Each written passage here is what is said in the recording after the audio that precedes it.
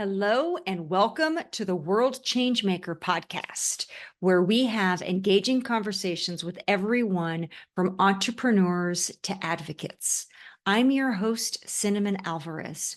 Be ready to get inspired because our guest today is going to share their story, insights, and golden nuggets with us about how they're making a meaningful difference in people's lives and in our communities. If you like what you hear today, subscribe on your favorite podcast platform. And while you're there, leave us a review. Hello and welcome to the World Changemaker podcast. I am so excited today. We have Gillian Larson, and we aim to inspire and move people to confidently make a difference in the world. So, Gillian, you are a Survivor TV show participant, among many, many, many other things. But why don't we just start there first? I know from looking you up that you didn't get accepted to be on the Survivor show right away. It took many, many, many attempts. So do you mind just telling us about what was that made you so compelled that you were going to be determined to be on the show? And what was that experience trying to get on like? Well, thank you for asking, Cinnamon, and thank you so Yeah. much for having me on the show. And I love the word inspire because I don't believe that we can motivate. We can inspire, hopefully, by something we say, because motivation has to come from within. So, yes, to answer your question, it will be the same as everybody asked me for 8 years. Why are you doing this? And I said, I really don't know. First of all, I do love a challenge. So it became a challenge. I saw, well, I'd heard, and I also believe, I'm going to keep throwing my little life philosophies in as I speak. Very I good. believe that we are put in a path that we're meant to follow. If it's meant for us, we follow it and we do what we were inspired or given that sign to do. So anyway, in 1999, I heard there was going to be a new TV show, and they're going to put normal people on an island, and keeping in mind there was a writer's strike. So they were looking for something to fill the time. And I thought, and only one person would survive. Oh, good grief. Now, I never listened to the radio, but I hadn't happened to turn it on that day because I ran out of a book in the car. And so anyway, that started an 8-year quest to get on Survivor. So I watched only half of the first season because I was actually out visiting family in South Africa.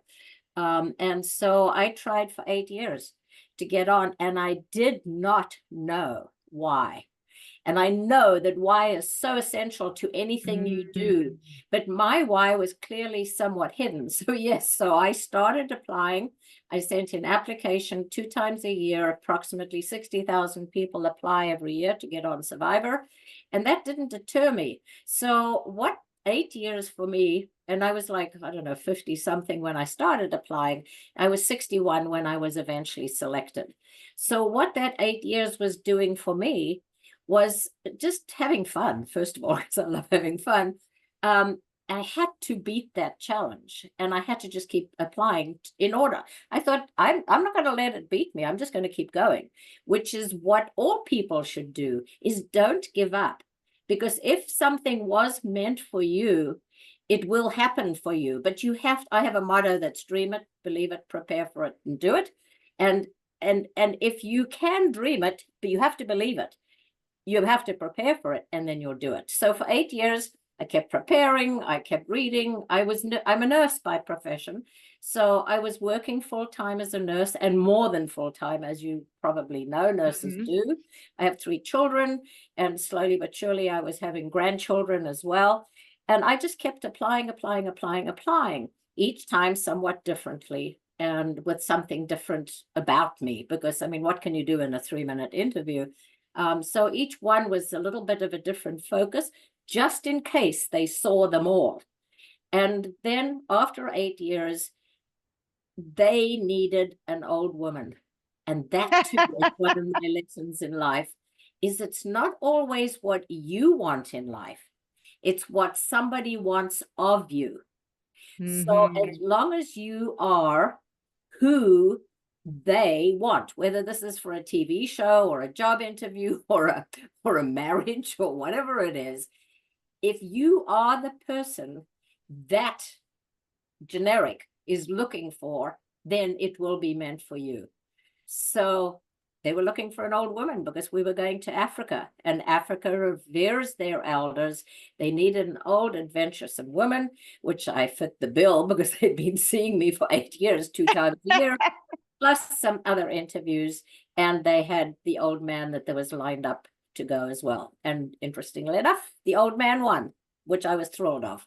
Wow. So I want to come back to that, but I got so excited just to talk to you that I'm so glad that you shared that you were a nurse and a wife and a mother and starting to become a grandmother, because I skipped over the who you are, but I want to go back to something that you just said, if we can, because I found it already profound. So you said you didn't really know why.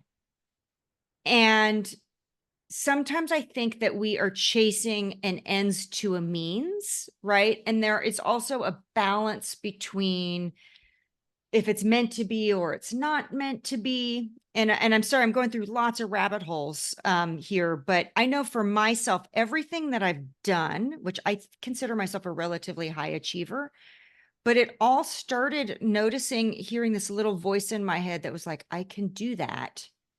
And I just had a desire, and I didn't necessarily worry about why. What I've learned to do is to honor that spark of inspiration when I have it. And so Right. that's what I do, is I treat it as something super precious. Like that doesn't happen all the time. So if I get that like lightning bolt, honor it and put it in motion right away so that I can't backtrack and not do it. Yep. Do you mind telling me more about what that's like for you? And because there's so many, I have so many questions for you. There's so many things that you've done. Does that resonate?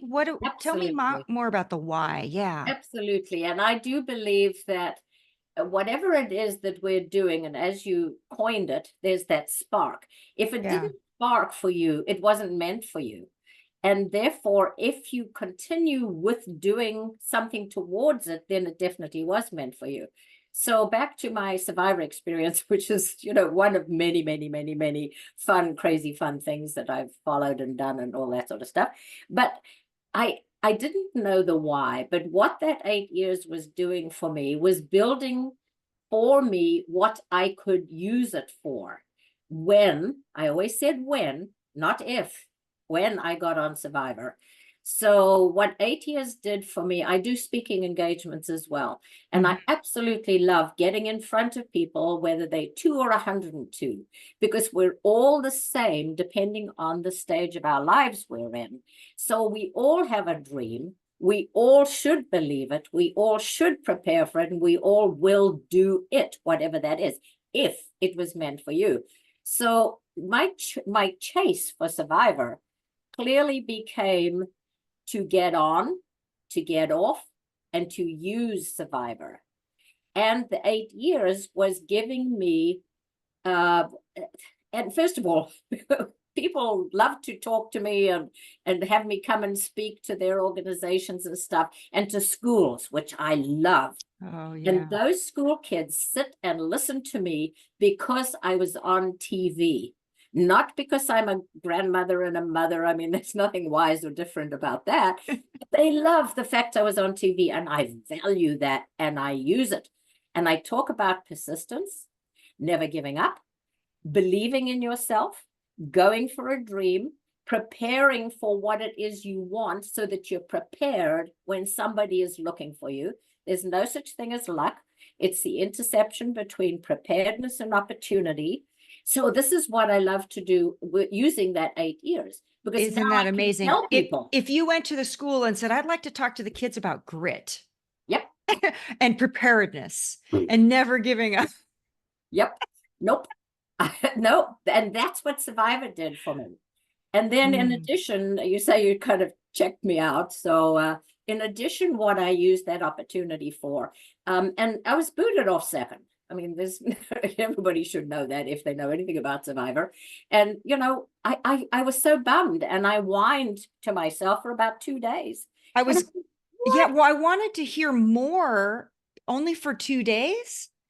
What? Yeah, well, Because that's no, quite a sorry. disappointment. You spend 8 years. So those people who don't know. So yes, I know, but you spend 8 years, you get on, you're playing to win. You read how many books on Oh, surviving? 64 books on everything I could possibly need to You know. know how to cook rats. Yeah, yeah, You yeah, are dude. ready. But sorry, it wasn't 2 days. It just shows you how important it was for me Got it. that I can't even remember. Well, I can remember. Good grief. Uh-huh. I was booted second after playing for 6 days, and I lost 12 pounds. And it Yeah. was wow. And it was disappointing. Yeah. I want to, because sometimes I feel like the reason I'm asking is I feel like some people say, oh, but they are special. I don't have that. Yep, But we all experience everything, right? absolutely. And so I was hoping that you could talk a little bit about the disappointment, That's also not one just of the this like things. Yeah, I can do anything. that's one of the things that I pull into my talks when I do, Mm, so, and especially at school, because and I am senior centers, because everybody needs to hear the same thing. How do you deal with disappointment? How do you deal with rejection? And I tie it into the silly example of Survivor. I mean, that really is in life scope. That is really a silly, minimal, whatever. But how do you deal with it? So for me, how did I deal with this? I was bummed. In fact, that's what I said to Jeff when he snuffed out my torch. I said, bummer. It wasn't what I was thinking. I was thinking of something else, but I yeah, knew I would imagine been angry. so I just said bummer. And then I thought, now, wait a minute. Why did I push for 8 years while I was working hard, while I was a mother, becoming a grandmother, blah, blah? Why did I do this? There has to be a reason. So I had a 5-week vacation in Gabon in Africa. I walked 5 hours a day, training for a 60-mile walk that Komen does every year. So I thought, oh, I'm going to walk in the jungle. I'm going to just enjoy myself. And ideas came to me because they were meant for me. Hmm. I was alone. I walked all by myself. I didn't want to walk with anybody. And I created a fundraiser using my survivor experience. And I created an event called Reality Rally. And it was to raise money for a cancer resource center in town. And I thought, now I guess I'm this little mini celebrity. I can use it. What a waste if I just say bummer and go home and just carry on. Right.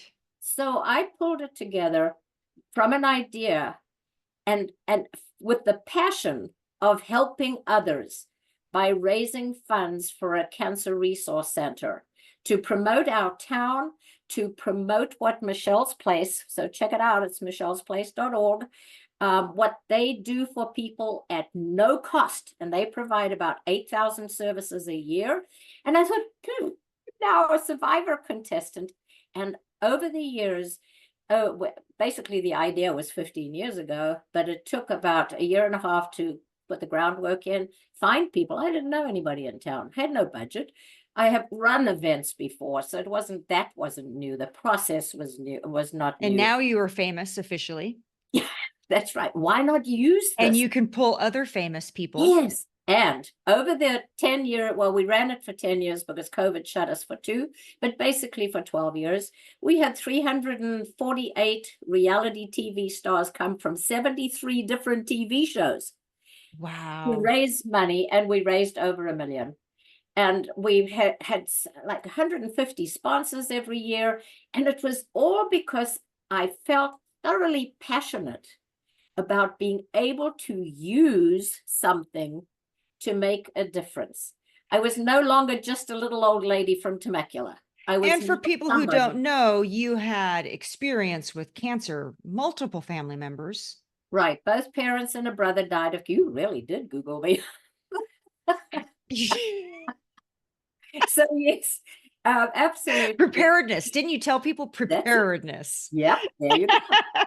So yes, both my parents and a 56-year-old brother. My parents were 69. My brother was 56 when they died of cancer. And Michelle, who is Michelle's Place Y, Mhm. she died at 26 from cancer. That was Wow. misdiagnosed when she was 19. And it always gives me goosebumps because I know she's listening. And they started the center at the kitchen table and said, because Michelle had said, if you can, try and support others who are going through what she is going through. A young person, because it was sort of unheard of then. I mean, that was, 28 years ago. And I thought, wow, I can do two things with the survivor experience, and I discovered my why. It was to make a difference to more people than me, to have 3 fun events, to make a difference for people to come and have fun and help raise money. We had over 500 volunteers over the years to make a difference for them, knowing they were part of something, and sponsors to be able to promote their product through what we did, and to promote Temecula. And that globally. spark of inspiration for that piece that you created came from a period of time where you were disappointed from the previous Right. Yeah. quote unquote failure, right? That was not how you Absolutely. had expected it was going to go. No, I had absolutely, well, first of all, I don't even, interestingly enough, the winner gets $1 million. And of course, Uncle Sam gets his share of that. But to me, it wasn't, first of all, it was the challenge to get on. Mm-hmm. And secondly, Oh, it didn't even dawn on me it would be for the money. No, until you mentioned it. I was like, oh, there's an incentive. That's right. And yes, I could make a difference with that money. But it was, first of all, the challenge.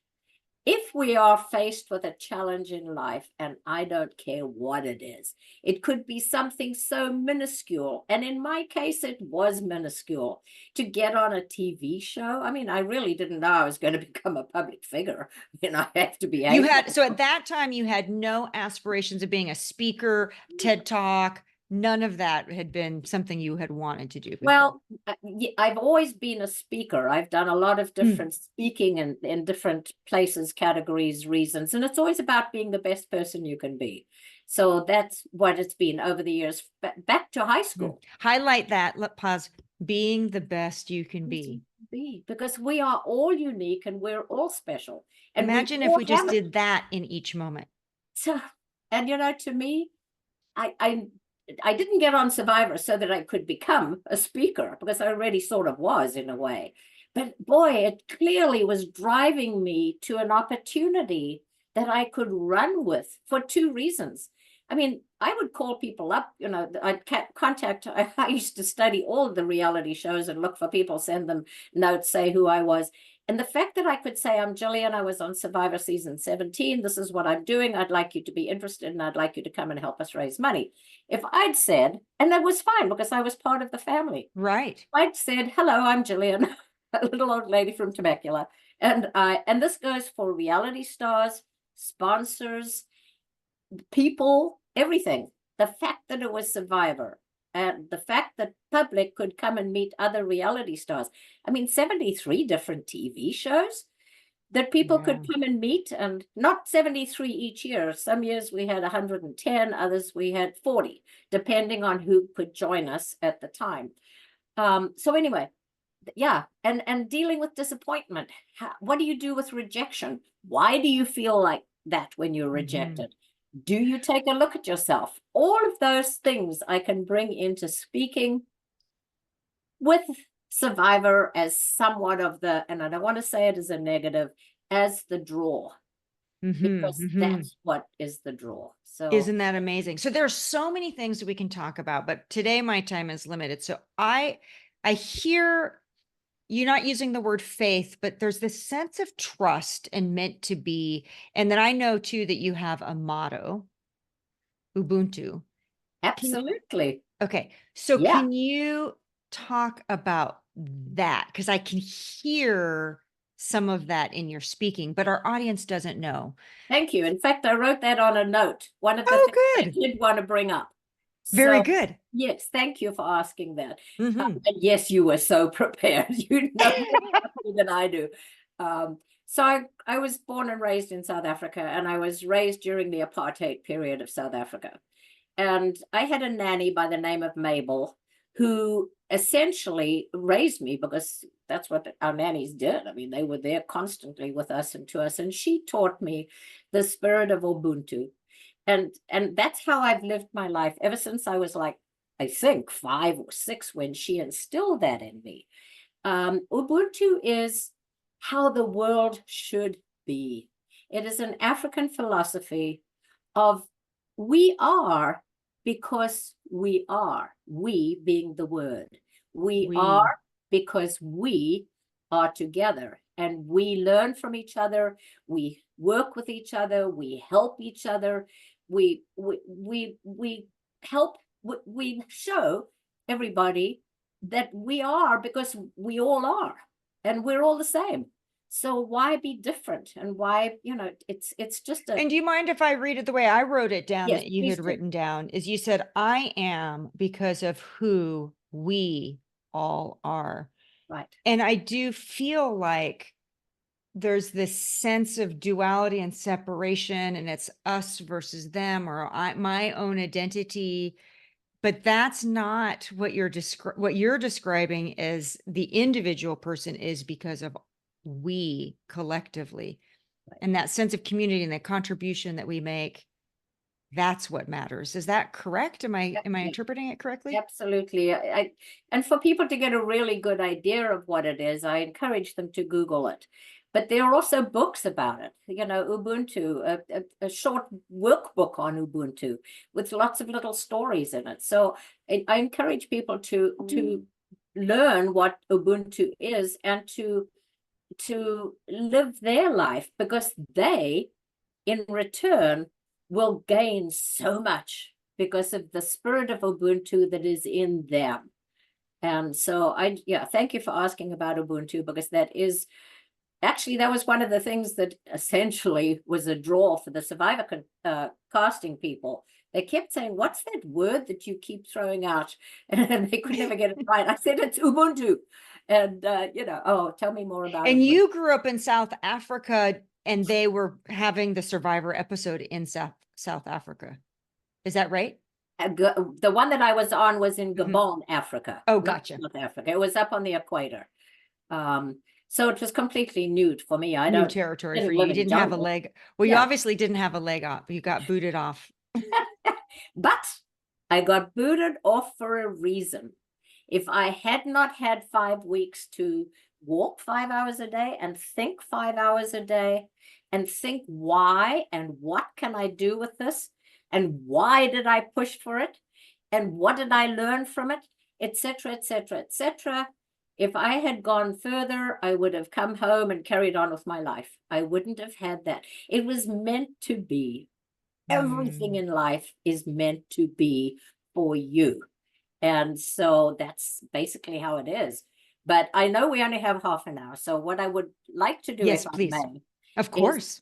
throw out a challenge to you and to everybody listening, because remember, that's why I wanted Survivor. I wanted a challenge. So I have to find one of my stones here. Here you go. I just found one. All What I right. would like everybody to do is to go and find, and I do this when I speak, I carry a basket of stones, and I want you to go out, every one of you listening, go out and pick up a stone. And remember that every stone is different. Every stone is unique. Every stone has its own properties. Every stone looks different. There are some big ones and small ones and dark ones and light ones and heavy ones. And every stone is different, just like you. You are different. You are unique. So I put it in your pocket. I always carry a stone in my pocket. Put one on your desk. As you saw, this was the one from my desk. And look at it. Anytime you might need a little encouragement to remind you how special you Mm. are in the scope of things, because there are millions of stones, but you are one of those. And I've been giving them out for years. And I've had people say to me Amazing. years later, I still have that stone.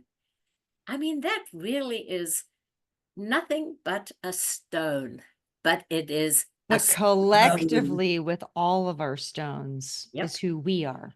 Right. And everyone is different.